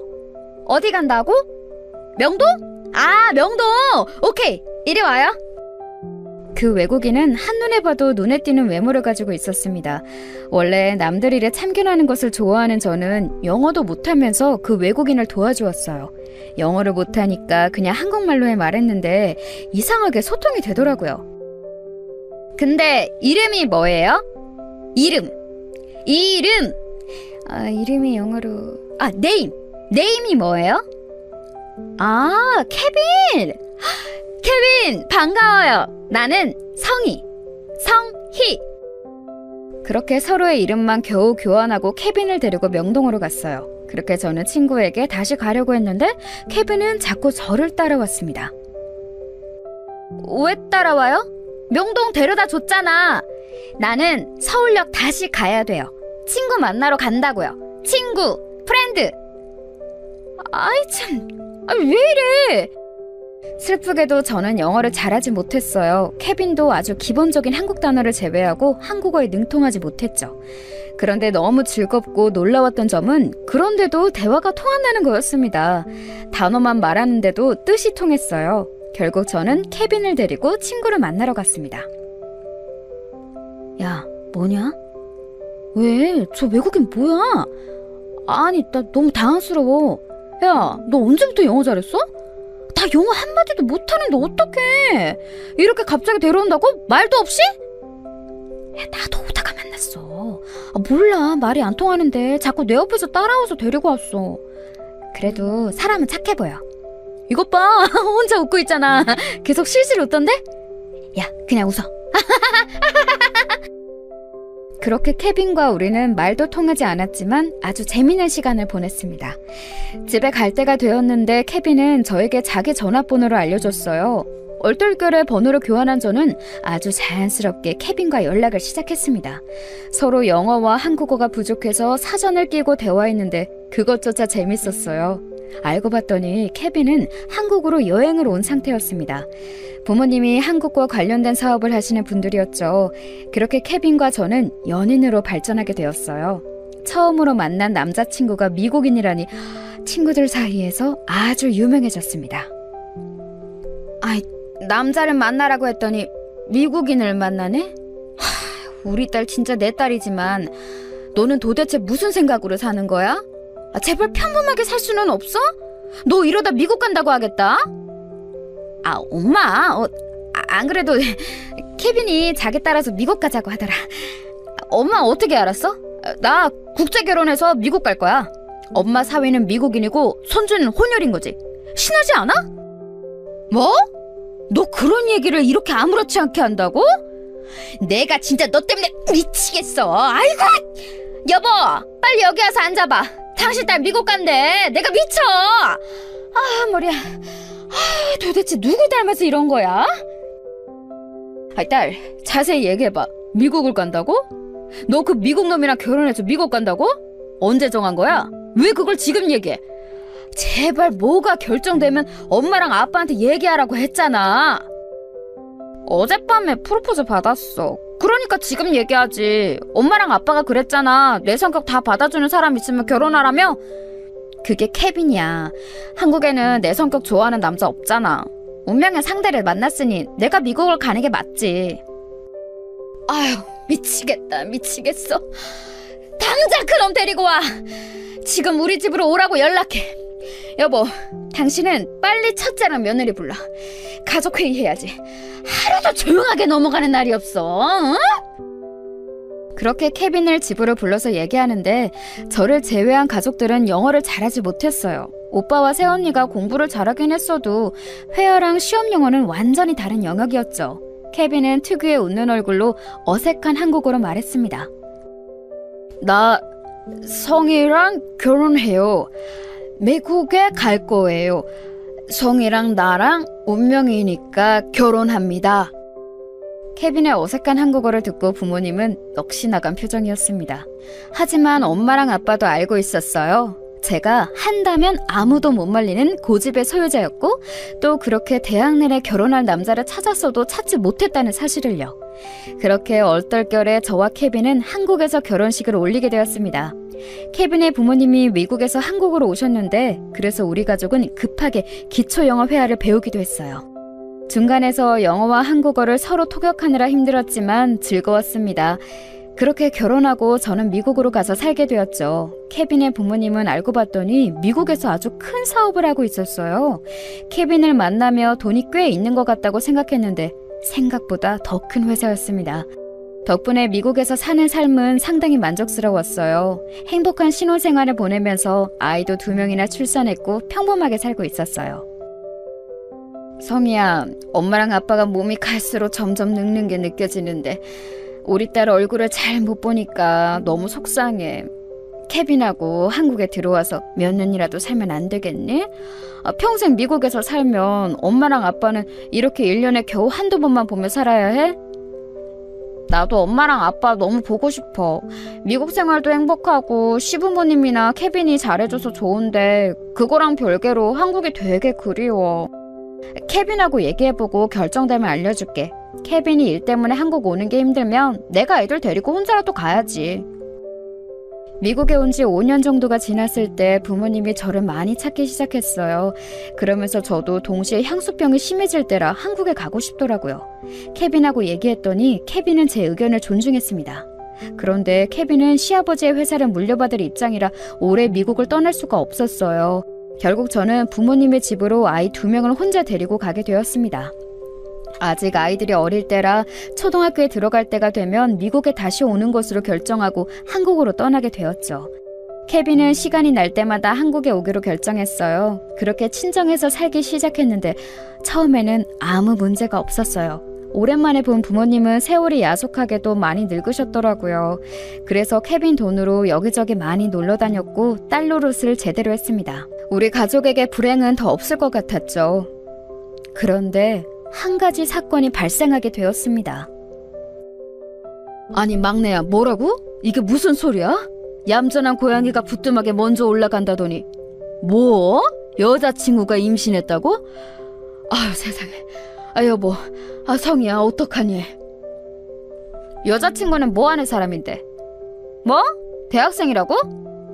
몇 개월이야? 8개월? 야, 너는 이제껏 8개월이 될 동안 얘기를 안 하고 도대체 뭐 한 거야? 제정신이야? 아, 속 터져. 인간아, 이 망할 놈아. 엄마, 오빠 부부 불러. 가족회의 하자.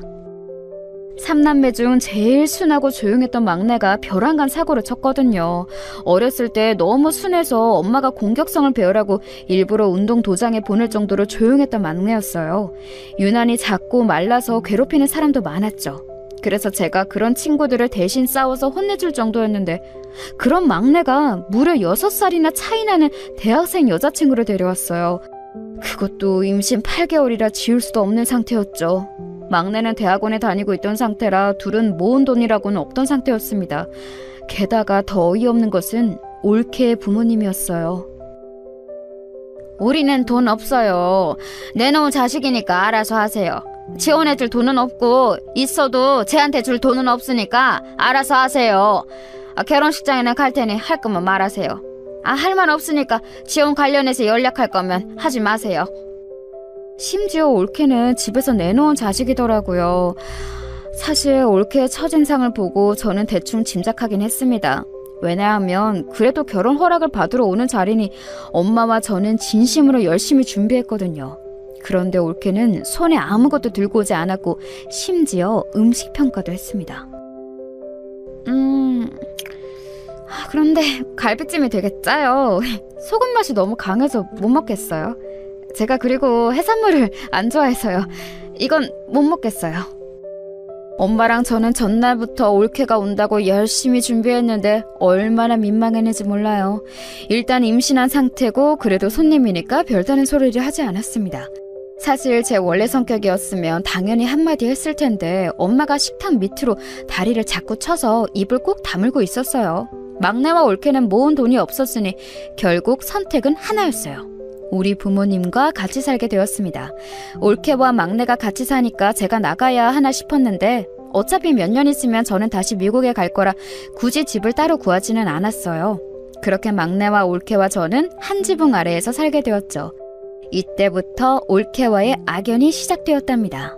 사실 본격적으로 같이 살기 전인 결혼식 때부터 갈등은 있었어요. 저는 꼭 호텔에서 결혼식을 하고 싶단 말이에요. 여자라면 당연히 이런 로망하는 식은 있잖아요. 안 그래요, 형님? 형님은 제 마음 아시죠? 형님도 아주 좋은 고급 호텔에서 결혼했다면서요. 저도 남들이 볼 때 화려한 그런 곳에서 하고 싶어요. 인생에 한 번뿐인 결혼식인데 이 정도는 바랄 수 있잖아요. 우리는 남편 쪽에서 결혼식 비용을 내주셔서 가능했던 건데 지금 올케랑 성민이는 돈이 없잖아. 우리 형편도 그렇게 막 호텔 결혼식을 해줄 수 있을 정도로 돈이 많지 않아. 설사 있더라도 그 돈이면 둘이 살 단칸방이라도 구했겠지. 올케 그렇게 고집 부릴 때가 아니야. 현실과 타협하는 것도 중요하잖아. 형님, 어떻게 이러실 수가 있으세요? 본인은 비싼 드레스부터 할 거 다 해놓고 저한테는 이런 싸구려 예식장하고 남들이 입는 드레스 대여해서 대충 입으라고요? 그리고 막말로 제 친구들은 다 남편 쪽에서 집 해오던데 저는 이렇게 시부모님과 같이 살아야 하고. 뭐? 말이 심하네? 지금 우리 집이 본인 신혼집 못 해줬다고 뭐라 하는 거야? 그렇게 치면 올케는 뭐 혼수 가지고 올 수 있어? 올케네 부모님은 대줄 돈 없다고 딱 잘라서 말했잖아. 할 말이 있고 못할 말이 있지. 어머 형님, 왜 저한테 소리를 지르고 그러세요? 당황스러워요. 저 임신했는데 이렇게 임산부한테 노발대발 소리를 질러도 되는 거예요? 이러다 제 뱃속에 아기가 잘못되면 그땐 책임지실 건가요? 제가 이러려고 임신해서 결혼하는 줄 아세요? 너무해. 아이, 성희야, 너는 왜 애를 올리고 그래? 아우, 세아가, 우리가 미안하다. 우리도 성민이가 결혼할 때 주려고 모은 돈이 있는데 이렇게 빨리 갈 줄은 몰랐어. 일단 조금 더 모아서 나중에 아기 태어나고 몇 년 지나면 줄게. 응? 엄마, 뭐가 예쁘다고 줘? 그 돈이면 오빠랑 세원이한테나 줘. 이렇게 갑작스럽게 임신해서 결혼하는 애들한테 돈을 주고 싶어? 그리고 올케, 말은 똑바로 해. 누가 임신해서 결혼하라고 협박했어? 너희들이 그런 거를 왜 보상을 받으려고 해? 아무리 성격을 죽이고 꼭 참으려고 해도 올케는 도를 지나쳤어요. 결혼 전에 얼마나 부딪혔는지 모릅니다. 이런 제 성격을 이미 알던 막내는 제가 화를 내자 올케를 데리고 방으로 들어가거나 밖으로 나가더라고요. 그래서 결혼식을 정식으로 올리기도 전에 저는 올케와 틀어지게 되었습니다. 이런 사건이 몇 번 발생했고 급기야 나중에는 둘이 말도 하지 않았어요. 하지만 어차피 같이 살 예정이니 제가 더 나이도 많으니 먼저 다가갔습니다. 올케, 이제 결혼식 올리고 혼인신고하면 우리 정식으로 가족이 되는 거잖아. 그러니까 이제껏 안 좋았던 감정은 다 털어버리자. 어차피 같이 살 거니까 서로 안 좋은 감정을 간직하면 우리만 힘들 거야. 혹시 내가 했던 말이 상처가 되었으면 미안해. 네, 뭐 알겠어요. 저도 한 집에서 같이 사는데 불편한 관계로 있으면 힘들어요. 그럼 우리 잘 지내봐요. 그렇게 올케와 저는 화해 아닌 화해를 하고 같이 살게 되었는데 결혼식을 올린 후가 더 문제였어요. 올케가 임신한 상태로 결혼식을 올렸고 그래서 얼마 지나지 않아 출산까지 하게 되었습니다. 올케의 친정에서는 정말 하나도 도와주지 않았어요. 그래서 우리 집에서 조리원 비용도 대주었고 도우미 비용도 냈습니다. 우리 엄마는 맏며느리가 출산했다고 손수 시장에 가서 한우도 사오고 미역국도 끓여주셨어요. 그런데 아이를 낳아본 분들은 아실 텐데 신생아를 키우는 게 진짜 쉬운 일이 아니거든요. 올케는 본인이 낳은 아기면서 아기를 제대로 돌보지 않았어요. 형님은 2명이나 낳아보셨으니 신생아 돌보는 게 쉬우시죠? 아, 부러워요. 저는 출산하면서 너무 힘들어서 피곤해요. 형님이 아기 좀 돌봐주세요. 저 조금만 잘게요. 올케는 자기 아이면서 저한테 대놓고 맡기기 시작했어요. 처음에는 오랜만에 신생아를 보니 저도 귀여워서 먼저 나서서 봐주었는데 나중에는 제가 조카의 엄마가 된 기분이었습니다. 올케는 맨날 아기를 나랑 엄마한테 맡기고 혼자 누구랑 저렇게 전화하는 거야? 안 되겠어. 한마디 해야겠어. 누가 임신하고 출산하라고 시켰어? 본인이 좋아서 해놓고 저렇게 나 몰라라 해도 되는 거야? 양심이 어딨어? 아우, 예성이야, 네가 참아. 아직 어리잖니. 전화할 때는 그럴 수도 있지 뭐. 우리가 그냥 돌보자. 본인도 친정에 못 기대니까 얼마나 속이 상하겠어. 아유, 네가 힘들면 엄마가 돌볼 테니까 아기 엄마 줘. 아, 엄마는 지금 허리랑 손목도 안 좋으면서 왜 자꾸 아기를 안아줘? 막내 언제 집에 와? 저것들이 진짜 본인들이 좋다고 사고 쳐놓고 저래도 되는 거야? 아우 씨. 성희야, 참아. 엄마가 대신 미안해. 아우, 그러지 말라고. 엄마 얼굴 봐서라도 참아. 제 성격상 올케가 저러는 꼴은 못 봐서 뭐라 하려고 하면 엄마는 그런 저를 진정시켰어요. 올케가 친정에서 내놓은 자식이니 그게 그렇게 안쓰러웠나 봐요. 저도 그래서 참을 리을 몇 개나 새기며 조카를 돌봤습니다. 저도 어린 나이에 시댁에서 아기를 낳고 생활하는 올케의 처지를 생각하니 인간 대 인간으로 안쓰러웠죠.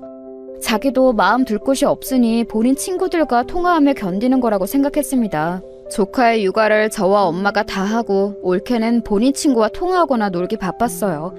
그런 행패를 꾹 참던 어느 날 제가 폭발하게 된 계기가 생겼습니다. 바로 새언니 관련이었어요. 새언니는 둘째 조카를 낳다가 몸이 심하게 안 좋아졌어요. 생명이 위독해서 의사가 오빠에게 언니나 아기를 선택하라고 할 정도로 심각했었습니다. 결국 기적적으로 언니와 조카 둘 다 살아났지만 언니는 병원에 몇 달을 입원해야 했어요. 다행히 조카는 문제가 없었지만 새언니는 조금만 무리해도 쓰러지거나 힘들어했어요. 그래서 우리 집에 오면 저와 엄마는 새언니에게 정말 말 그대로 물 한 방울 묻히게 하지 않았습니다. 언니는 워낙 천사 같은 성격이라 제가 많이 좋아했었고 사람이 순수하고 맑았어요. 새언니가 집에 와서 아무것도 하지 않아도 그냥 얼굴만 봐도 좋았습니다. 당연히 아픈 사람에게 뭘 시키고 싶은 마음도 없었고요. 이런 상황에서 그날은 명절이라 새언니랑 오빠가 방문한 날이었어요. 오빠도 조카가 2명이나 있어서 집안은 아이들로 북적거렸습니다. 자식들과 손주들이 집에 가득하니 부모님도 기분이 아주 좋은 상태였어요. 그래서 평소에 잘 드시지 않던 술도 많이 드셨죠. 분위기가 무르익은 상태였는데 다들 기분도 좋았습니다. 그때 마침 올케가 화장실에 다녀오는 상태였어요. 부엌하고 제일 가까운 위치여서 저는 아무 의도 없이 말을 꺼냈는데 황당한 대답을 들었습니다. 올케, 오면서 부엌에서 사과랑 칼 가져다 줄 수 있어? 과일이 먹고 싶네. 사과는 내가 자를 테니까 올케가 식탁 위에 있는 사과만 들고 와주라. 고마워. 형님, 저 아까부터 계속 요리하고 음식 날랐던 거 아세요? 왜 자꾸 저한테만 시키시는 거예요? 같은 며느리인데 이렇게 대우가 달라도 되는 거예요? 지금 저 아무것도 없이 결혼했다고 눈치 주는 건가요? 서러워서 못 살겠어요. 응? 아니, 새언니는 몸이 안 좋아서 일부러 내가 아무것도 하지 말라고 했던 거야. 그리고 나랑 엄마가 요리 다 했고 올케는 음식 그릇만 몇 개 나른 거잖아? 그게 그렇게 기분이 나빴어? 우리 엄마도 며느리들한테 뭐라 하는 분 절대 아닌데 당황스럽다. 동서은 미안해요. 나도 도와야 하는데 내가 조금만 무리해도 몸이 안 좋아서. 아이고, 나 때문에 좋았던 분위기가 이렇게 됐네. 어떡하지? 동서 화 풀어요. 내가 미안해요. 언니가 왜 미안해요? 언니한테 안 시키는 것처럼 올케한테도 저 안 시켜요. 그냥 사과랑 칼을 가져다 달라고 했던 게 그렇게 못할 짓인가? 오늘도 새벽 5시부터 일어나서 요리하고 준비한 거 저예요. 순식간에 좋았던 분위기는 찬물을 끼얹은 분위기가 되었어요. 저도 평소 같으면 참았을 텐데 새언니가 미안해서 올케에게 사과하는 모습을 보자 참을 수가 없더라고요. 이렇게 여자들끼리 싸우기 시작하자 엄마와 남자들도 나서서 말리기 시작했습니다. 명절이라 간만에 본 얼굴들이 반가웠는데 올케 때문에 분위기가 엉망이 되었죠. 여보, 왜 그러는 거야? 그렇게 속상한 일이 있으면 나한테 먼저 얘기해달라고 했잖아. 왜 다 모여있는데 그러는 거야? 형수님, 누나 미안해. 당신은 무슨 일이 있어도 내 편을 들어줘야 하는 거 아니야? 이 집안에서 내 편은 아무도 없는 거냐고. 나 진짜 이대로는 못 살아. 서러워서 죽겠다고. 올케, 말은 똑바로 해. 가족끼리 무슨 편이야? 우리가 지금 무슨 전쟁 나가? 말을 왜 그렇게 믿게 하는 거야? 그리고 새언니는 얼굴 보면 얼마나 본다고 그러는 거야? 명절에 한두 번 보는데 그냥 올케가 조금 참으면 되잖아. 그동안 나랑 엄마랑 참아주니까 사람이 우스워? 누나 잠시만. 내가 미안해. 대신 사과할게. 누나 참아! 결국 저는 본래 성격을 드러내게 되었어요. 올케는 두 눈을 동그랗게 뜨고 저를 쳐다보더라고요. 그동안 꾹 참았던 게 폭발해서 올케 앞에서 할 말을 하며 큰 소리를 내자 올케는 기가 죽어 아무 말도 하지 못했습니다. 진짜 보자 하니까 어이가 없네. 올케 제정신이야? 내가 심지어 올케 자식도 돌봐줬는데 사과 하나 가져다 달라고 했다가 이런 일을 겪어야 해? 올케가 생각해도 어이없지 않아? 아우 씨. 올케에게 삿대질하며 소리를 지르자 올케는 얼굴이 하얗게 질리더라고요. 다른 사람들은 제 성격을 이미 알고 있었는데 올케는 제가 그렇게 난리치는 것을 처음 보는 상황이었어요. 결국 첫째 오빠와 막내 동생이 저를 방으로 데려가 진정시켰습니다. 천사 같은 새언니는 중간에서 난처한 얼굴을 하며 눈물까지 보였죠.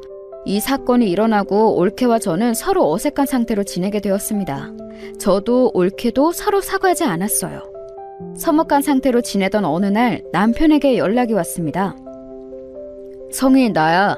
이제 애들도 학교에 입학할 때가 되었으니 미국에 오는 게 어때? 부모님도 성희랑 우리 아이들 많이 보고 싶어해. 당연히 나도 우리 가족들 보고 싶어. 애들이 미국에 오더라도 방학마다 한국에 가기로 약속할게. 케빈, 안 그래도 내가 연락하려고 했어. 나도 이제 미국 다시 가고 싶어. 애들 데리고 다음 달에 들어갈게. 애들도 아빠 많이 보고 싶어 하더라고. 나도 당신하고 같이 살고 싶어. 사실 우리 아이들이 혼혈이라 어디를 가더라도 주목을 많이 받던 상태였어요. 그리고 태어난 곳이 미국이라 한국어가 조금 서툴기도 했습니다.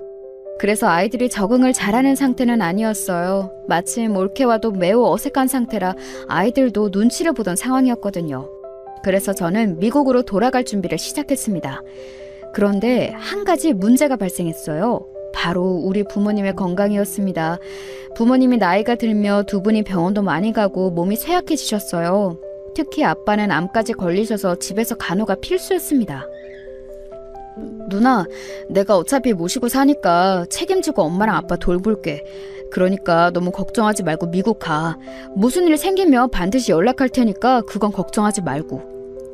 혹시라도 엄마랑 아빠가 돈 때문에 병원에 가기 힘들어하면 언제든지 말해. 그리고 누나가 너무 미안하니까 미국에서 생활비도 너 월급만큼 보낼게. 그러니까 올케랑 부모님 잘 부탁해. 알겠지? 알겠어. 아내도 저번에 그 이후로 누나랑 부모님한테 미안했는지 계속 얘기 꺼내더라. 누나도 미국 가서 매형하고 애들하고 행복하게 살아. 어차피 명절 때는 한국에 올 거라며? 몸 조심히 가고 무슨 일 있으면 누나도 꼭 연락해줘. 알겠어. 나도 올케한테 부모님 맡기고 가는 거 마음이 좋지는 않아. 고맙게 생각하고 있으니까 성민이 네가 올케한테 말 잘해줘. 오빠랑 새언니도 너희 부부에게 미안하게 생각하더라. 저는 아이들을 데리고 미국으로 다시 갔고 거기서 케빈의 도움으로 잘 정착할 수 있었어요. 케빈은 우리 부모님의 건강 상태를 듣더니 매달 소정의 돈을 남동생에게 보냈습니다. 우리 부모님을 그렇게 챙겨줘서 얼마나 고마웠는지 몰라요. 엄마, 몸은 어때? 괜찮아? 올케가 잘 챙겨주고 있어? 내가 옆에 있어야 하는데 미안해. 병원 갈 때 무조건 택시 타고 가. 그러라고 내가 돈 보내주고 있는 거니까. 알겠지? 그럼 걱정하지 마. 엄마 잘 지내고 있어. 오늘도 막내가 나랑 네 아빠 데리고 병원 데려간다고 하더라. 확실히 늙으니까 몸이 예전 같지 않아. 너야말로 잘 지내고 있는 거지? 케빈은 어때? 우리 애들도 보고 싶네. 아유, 우리야 너무 잘 지내서 아무 소식이 없어. 엄마가 예전에 말했던 평화롭고 평범한 생활을 하는 중이야. 오히려 너무 단조로워서 문제라니까? 애들도 확실히 예전보다 적응도 잘하고 나는 문제가 없어. 그렇다면 다행이네.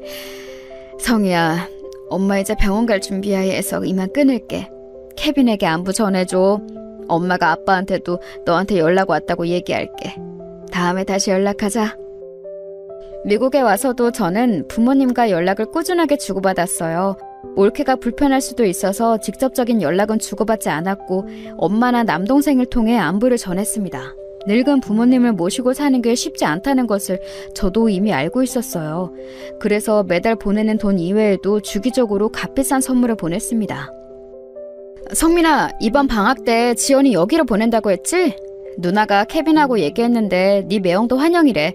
그러니까 지연이 걱정하지 말고 누나가 책임질 테니까 보내.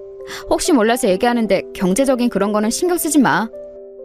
누나, 진심으로 고마워.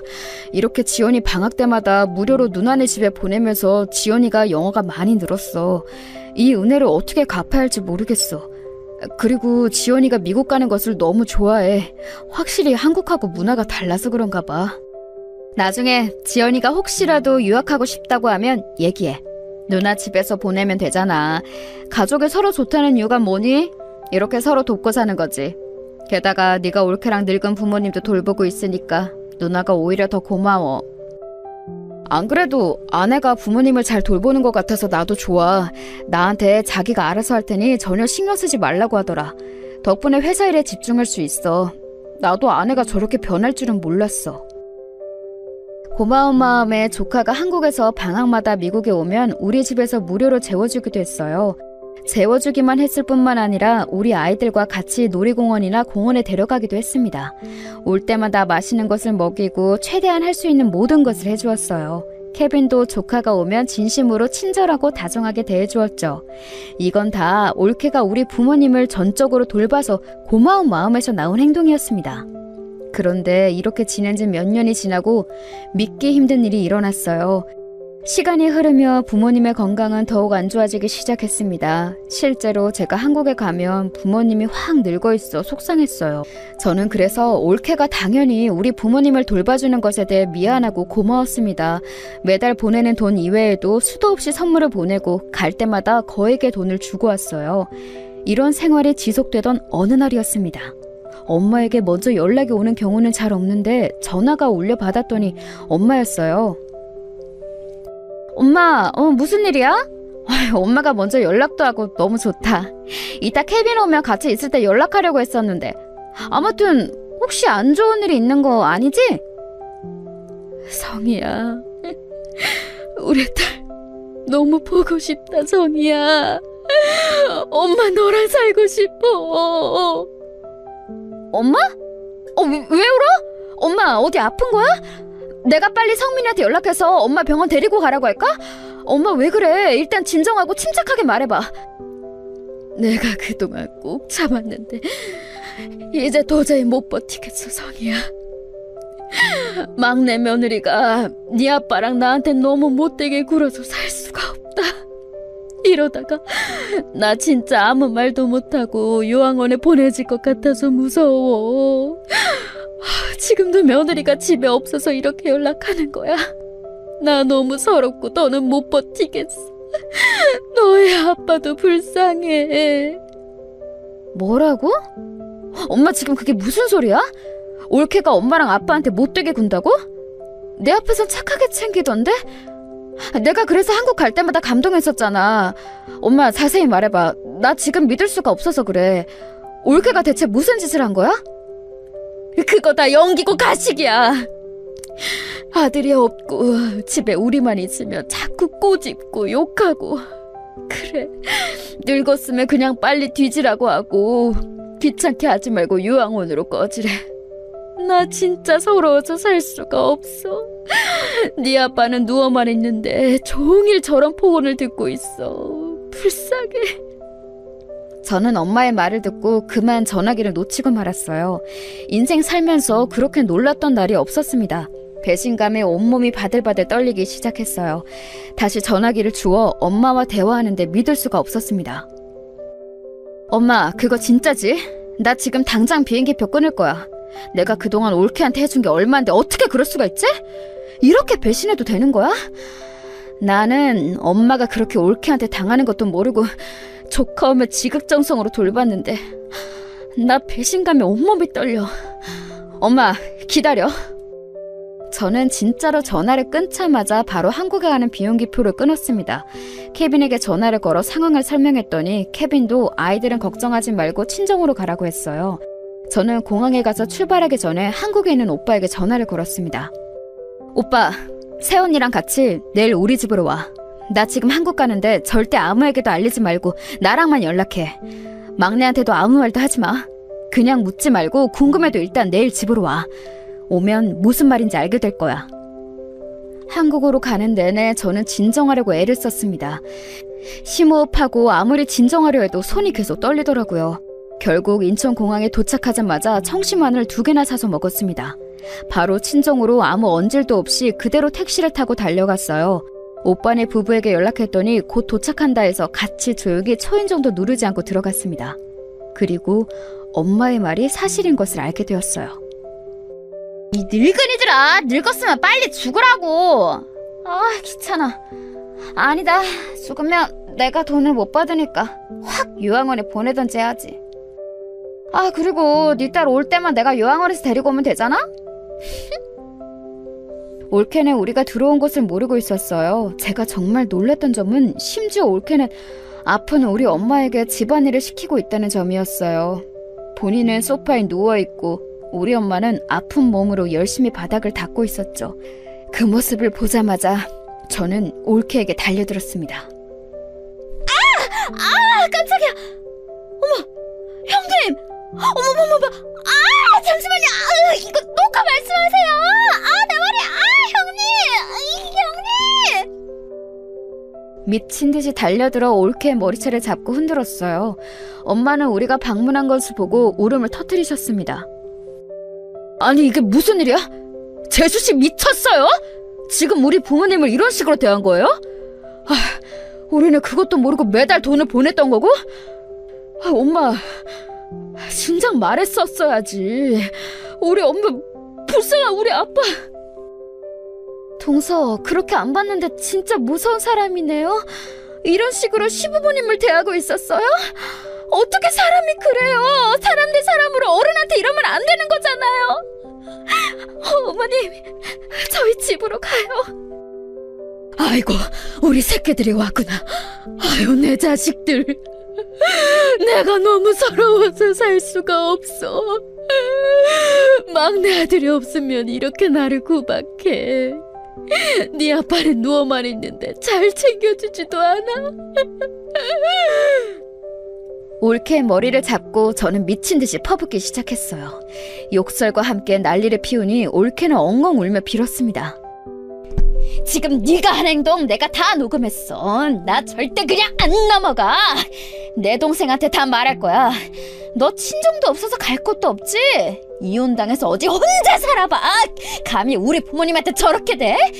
나는 그것도 모르고 이제껏 너한테 얼마를 바쳤는데 이러나!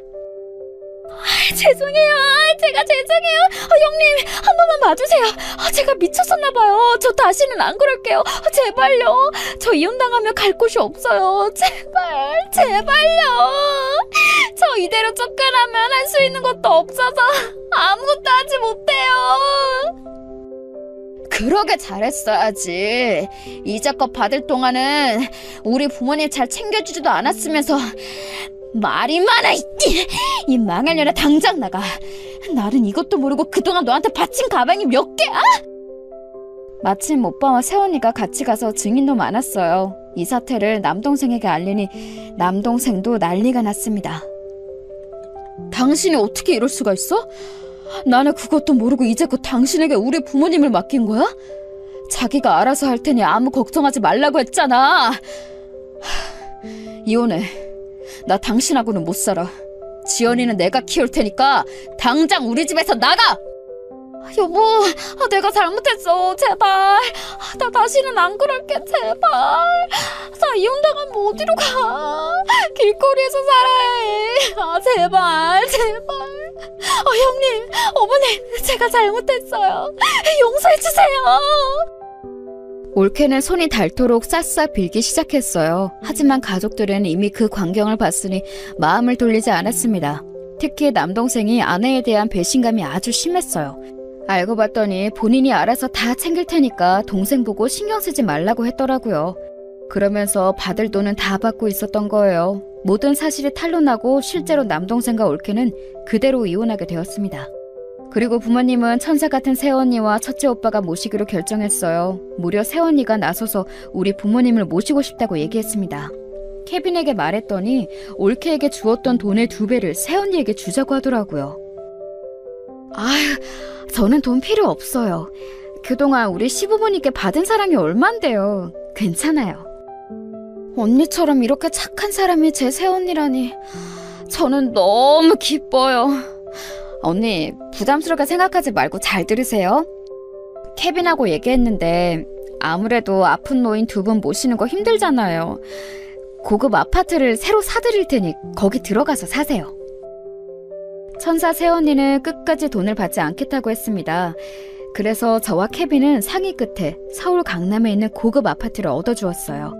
그리고 거기서 우리 부모님과 첫째 오빠 부부는 같이 살고 있답니다. 확실히 부모님도 오빠네와 같이 산 뒤로 건강이 확연하게 좋아졌어요. 혈색도 예전과 다르고 새언니가 잘해줘서 오히려 건강이 좋아지더라고요. 그래서 지금은 아무 걱정 없이 잘 살고 있답니다.